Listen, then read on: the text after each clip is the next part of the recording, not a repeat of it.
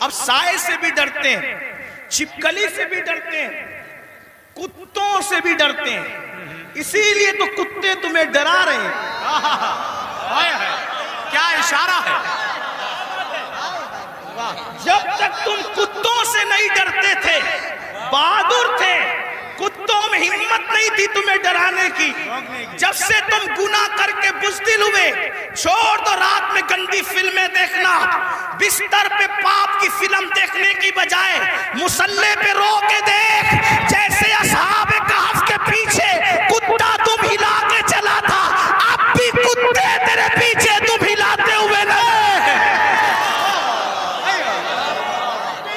نعرہ تکبیر، نعرہ رسالت، نعرہ حیدری، مسلک اعلی حضرت۔ مراد آباد والوں، ہندوستان میں رہنے والے کتے بہادر نہیں ہوئے، تم بزدل ہو گئے، بزدلی سے نکلو، کتا پھر کتا ہے۔ میں کسی کو نہیں کہہ رہا ہوں، میں تو کتوں پہ بات کر رہا ہوں۔ امید ہے کہ مراد آباد کے کتے اگر پاس میں بیٹھ کے سن رہے ہیں تو ان کو برا نہیں لگنا چاہیے۔ رامپور کے کتے اگر یہاں کہیں سن، ان کو برا نہیں لگنا چاہیے۔ جب وہ چند جوان، توجہ کریں، کتے تم پیچھے کیسے ہلاتے ہیں، چند جوان، پاکیزہ جوان، متقی جوان، پرہیزگار جوان، جب اپنا ایمان بچانے کے لیے دقیانوس کے خوف سے گھر سے نکلے تو وہ چپکے سے رات کو نکلے تو پیچھے کتا بھی ہو گیا۔ ان جوانوں کو خوف ہوا، کتوں کا کام بھونکنا ہے، اگر اس نے بھونک دیا، بھونکے گا یہ، پکڑائے گا ہمیں۔ اس جوان نے پتھر اٹھایا، کتے کی طرف مارا، کتے نے پیچھے کے پیر پہ کھڑے ہو کے آگے کے پیروں کو ہاتھ کی شکل دی اور اللہ سے کہا مجھے زبان دے تاکہ تیرے وفاداروں سے میں بات کر سکوں، اور پھر کتے کو اللہ نے زبان دی تو کتا بول پڑا، او اللہ والے تجھے خوف ہے کہ میں بھونکوں گا، ہم کتے ہیں مگر پتہ ہے کس پر بھونکنا چاہیے کس پر نہیں بھونکنا۔ ارے بھائی زندہ باد، نعرہ تکبیر، نعرہ رسالت، نعرہ حیدری، فیضان غوث اعظم، مسلک اعلی حضرت۔ اور یہ بات میں کسی کو طنز نہیں کر رہا ہوں، ہمارے قرآن میں لکھا ہے۔ اور پھر وہ کتا وفادار بن کے دھوم ہلا کے پیچھے پیچھے چلا، لیکن کتا تھا، کتوں کی برادری کا تھا، مگر مسلمان کا وفادار کیا ہوا، خدا نے اس کے لیے بھی جنت کا اعلان کر دیا۔ پتا چلا تو کتنا قیمتی ہے مسلمان، تو اللہ کا وفادار بن، کتے تیرے وفادار، یعنی اگر تو گناہ چھوڑ دے کتے تجھ پہ بھونکیں گے بھی نہیں۔ کتے نہیں بھونکیں گے تجھ پہ اگر تو سارا مسئلہ گناہ کا ہے۔ ہنسنے کی بات نہیں، گناہ چھوڑو پھر دیکھو زمین تمہاری فرما بردار ہوگی۔ بات دور نکل گئی، عرض کر رہا تھا ایک ایسا وفادار تھا ملک ملت کا، جسے فخر ہے ملک کو ملت کو، اس کو دنیا ٹیپو فتح علی کہتی ہے، جسے ہم ٹیپو سلطان کہتے ہیں۔ بڑا بہادر تھا، جب تک کہ وہ رہا ہمت نہ تھی بزدلوں کی کہہ سکیں کہ ہمارا ہے ہندوستان، اسے شہید کر دیا گیا۔ اس کے بعد کہا ہمارا ہے ہندوستان، تو ایک بات جو کہنے چلا تھا یہ کہ حلال سے وفا پیدا ہوتی ہے، ماں باپ کی، حرام سے نہیں۔ میں نے سن لے، اللہ اکبر، انگریزوں نے ٹیپو فتح علی سلطان سے کہا ڈیل کرنی ہے، کسی معتمد کو بھیجو، بات کریں گے۔ سلطان کو لگا میرے بھائی سے بڑھ کر میرا معتمد کون ہو سکتا ہے۔ سلطان نے اپنے چھوٹے بھائی کو بھیجا، جاؤ انگریزوں سے بات کر کے آؤ، انگریزوں سے گفتگو کر کے آؤ، معاملات طے کر کے آؤ۔ بہنوں کی خاص توجہ، اللہ اکبر۔ چھوٹا بھائی گیا، جانے کے بعد دیر ہو گئی تو قریبی ندیموں نے، قریبی دوستوں نے سلطان کے کان میں کچھ بات کہی۔ سلطان کھڑے ہوئے، غصے میں آئے، حالت غصے میں ٹہلنے لگے، اور دیر ہوئی، ٹہلتے ٹہلتے ماں کے کمرے میں جا گھسے. ماں نے کہا میرے لال کوئی پریشانی ہے؟ ماں سے کہا ماں تمہارے بیٹے نے میری ناک کو خاک میں ملا دیا. ماں تمہارے بیٹے نے میری ناک کو خاک میں ملا دیا. میرے دوست کہتے ہیں معتمد سمجھ کر بھائی کو ڈیل کے لیے بھیجا تھا, بات کرنے کے لیے بھیجا تھا, لیکن وہ انگریزوں سے ہاتھ ملا گیا. ماں بیٹھی تھی کھڑی ہو گئی. ماں ہوتی ہے, ماں ہوتی ہے. میں قوم کی ان بیٹیوں سے کہنا چاہتا ہوں اللہ اکبر, عورتیں لال قلعہ نہیں بنا سکتی, لیکن لال قلعہ بنانے والا سپوت کسی عورت کا ہی پروردہ ہوا کرتا ہے. عورتیں فاتح بدر و حنین نہیں ہو سکتی, لیکن فاتح بدر و حنین کسی عورت ہی کا تیار کردہ ہوتا ہے. اللہ اکبر. عورت فاتح خیبر نہیں ہوتی, لیکن فاتح خیبر کو جنم دینے والی کوئی عورت ہی ہوا کرتی ہے. تو عورت نے بڑے بڑے انقلابیوں کو پیدا کیا. اگر عورت سچی ہے, دیندار ہے, عاشق رسول ہے, اللہ رسول کی وفادار ہے, اللہ اکبر, ماں ہوتی ہے. سلطان ٹیپو فتح علی کے جملے نشتر کی طرح ماں کے دل میں چپ گئے. ماں اٹھ کے کھڑی ہوئی, کہا سلطان تیرے منہ میں زبان روک اور گستاخی کی جرات نہ کرنا. تو نے کہہ کیسے دیا کہ میرا بیٹا ملک و ملت کا غدار ہے؟ سن لے, نہ تو غدار ہو سکتا ہے نہ وہ غدار ہو سکتا ہے. تاخیر کسی وجہ سے ہو رہی ہوگی, میرے دودھ کی وفا پر سوالیہ نشان کھڑا مت کر. میرا کوئی بیٹا ملک و ملت کا غدار نہیں ہو سکتا. تھوڑی دیر گزری تھی کہ بھائی آیا اور بہت خوشخبری لے کر آیا. سلطان جب سارے معاملات نپٹ گئے تو ماں کے قدم پکڑ کر معافی کے طلبگار ہونے کے بعد کہا امی میں جیسا مرد متزلزل ہو گیا بہادر, تمہیں اتنا یقین کیسے تھا ماں کہ تیرا بیٹا غدار نہیں ہو سکتا, وفادار ہوگا؟ تب ماں نے کہا تھا بیٹا مجھے اپنے آپ پر نہیں رسول اللہ کی نسبت پر یقین ہے. جب میں نے تجھے اور تیرے بھائی کو دودھ پلایا تو کبھی بغیر وضو دودھ نہیں پلایا. ہمیشہ میں نے باوضو مدینے کے تاجدار پر درود پڑھتے ہوئے دودھ پلایا ہے. یہ وضو اور درود کی برکت ہے کہ میری کوئی اولاد ملک ملت کی کبھی غدار نہیں ہو سکتی.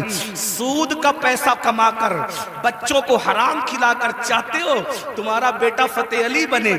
یاد رکھنا یہ بہنیں ہیں, سیریل دیکھتے ہوئے بچے کو دودھ پلائے گی, زنا کے مناظر دیکھتے ہوئے دودھ پلائے گی, گندے گانے سنتے ہوئے دودھ پلائے گی. ان کی گود میں صلاح الدین جو بھی پیدا ہوگا ہرگز نہیں. ڈاکو, لٹیرے, بے غیرت, بے حیا, جتنی گندگی کے ٹائٹل ہے تمہاری کوکھ سے جنم لیں گے. کیوں؟ اس لیے کہ تمہاری گود میں مریم کا تقدس نہیں, تمہاری گود میں سیدہ فاطمہ الزہرا کی حیا نہیں, تمہاری گود میں عائشہ صدیقہ کی پاکیزگی نہیں. کتنی گندگی کرو گے؟ کم سے کم مسلمان ہونے کا تو خیال کرو, کم سے کم آخرت کا خیال کر لو. بات سمیٹتے ہوئے عرض کروں, آپ دیکھیں تو صحیح, اندازہ تو کریں. 8 دن سے مسلمانوں کی جو شریف اور دل میں درد رکھنے والا مسلمان ہے ان کی آنکھوں سے آنسو نہیں خشک ہو رہے ہیں. علماء قنوت نازلہ پڑھنے کی گزارشات کر رہے ہیں. قبل اول بیت المقدس کا کیا حال, فلسطین کی سرزمین پر مسلمانوں کی پوزیشن.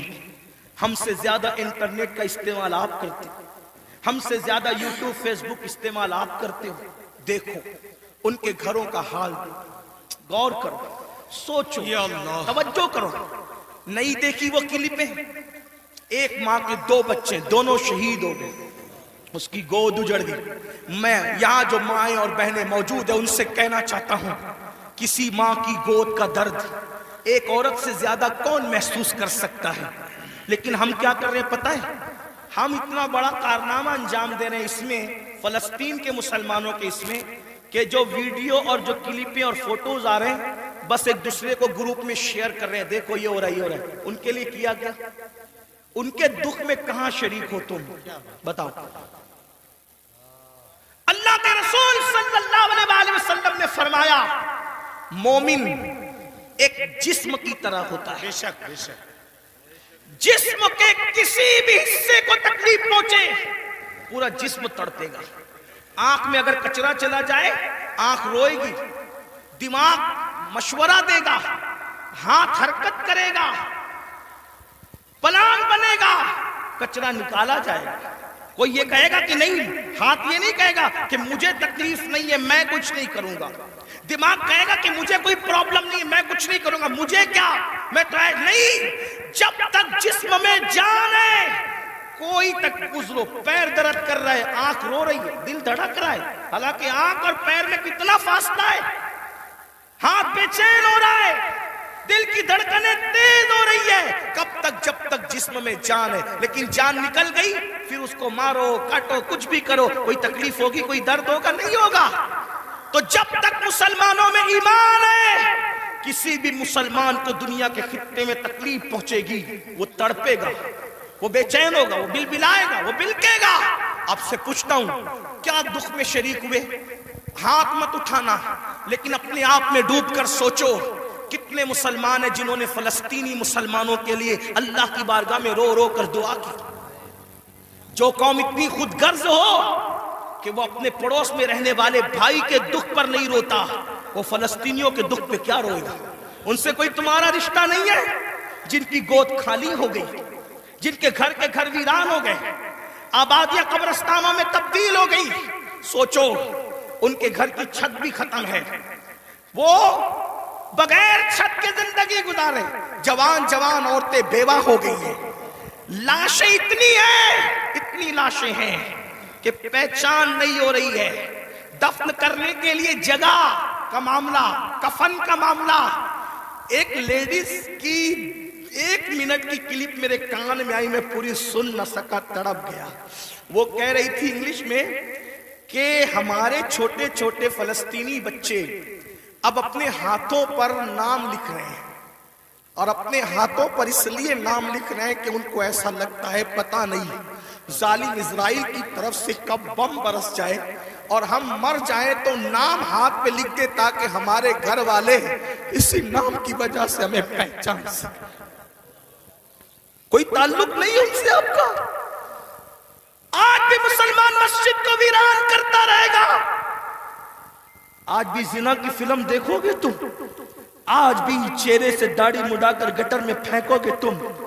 برا مت ماننا، وہ جس بہن کے دونوں بچے اس کی گود میں شہید ہو گئے، اگر اس بہن کی بجائے آپ کی بہن ہوتی تو بھی آج آپ ایسے ہی گناہ کرتے. اللہ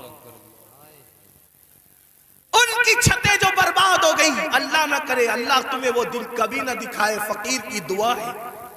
اگر ان کی جگہ تمہارے بھی چھتیں ختم ہو جاتی تو تم ایسے ہی دھینگا مستی کرتے، ایسے ہی عیش و عشرت کرتے. کوئی تعلق نہیں ہے ان سے، رشتہ بس اتنا ہی کہ وہ کلی پہ بانٹتے پھرو گروپ پر. ارے کم سے کم یہ تو سوچا ہوتا کہ ہزاروں کلومیٹر دور ہم ہیں، ان کی کوئی مدد نہیں کر سکتے.